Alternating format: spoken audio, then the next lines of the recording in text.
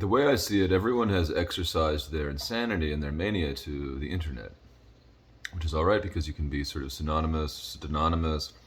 Online, there are no real repercussions for anything you say online as long as you're not caught saying it too badly by someone who's too bad and wants to get you too badly.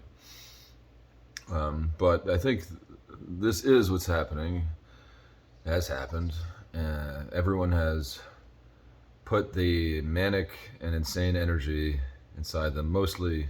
I mean, it's overflowing, obviously, somehow it is, but mostly online, into their online lives, to varying degrees.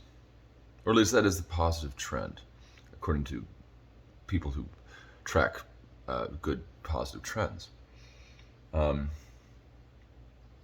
when that happens too much, it does overflow. And when it overflows, then you do have a situation in which everyone is, losing their mind slowly and surely. In an entire society of level-headed eggheads who are running things according to schedule, right? Right. Let's keep that in mind, that everything's okay, ultimately. Obviously it is. But in spite of the fact that everything is okay, obviously, some people have some amounts of anxiety and stress in their lives still. It's hard to believe, but stress and anxiety still exist in the world today, walking around on their own feet. Stress, anxiety, distress, and anxiety. Why do so many people have so much anxiety? And I have hardly any anxiety anymore. How have I successfully rid myself of anxiety? I have not rid myself of stress. Don't mistake me. I never said that I rid myself of stress, but I have plenty of stress. But I don't have any anxiety anymore. Why? Well, because they're different words. They have different meanings, even though we use them sometimes interchangeably, I would argue. I would argue that stress and anxiety are highly different concepts and words that do not intersect at all.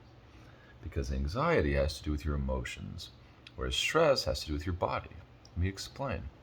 So, when you're stressed out, to me that means you have to do something harder to accomplish it. Or you have to change your mind about something you really don't want to change your mind about because it's just too hard to do physically what you want it to do.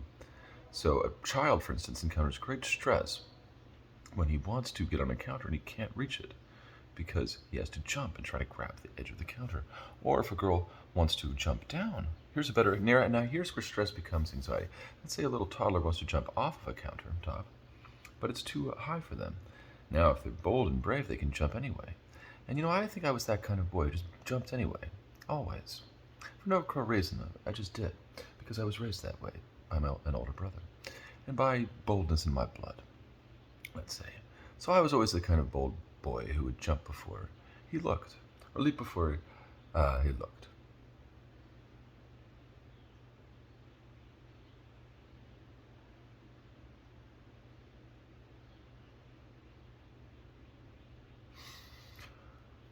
But, or, prepositionally, where are we?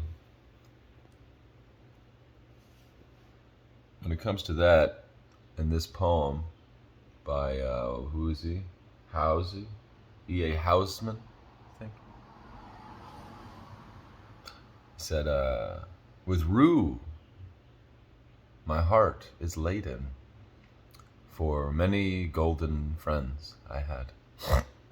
For many a rose-lipped maiden, and many a light-foot lad.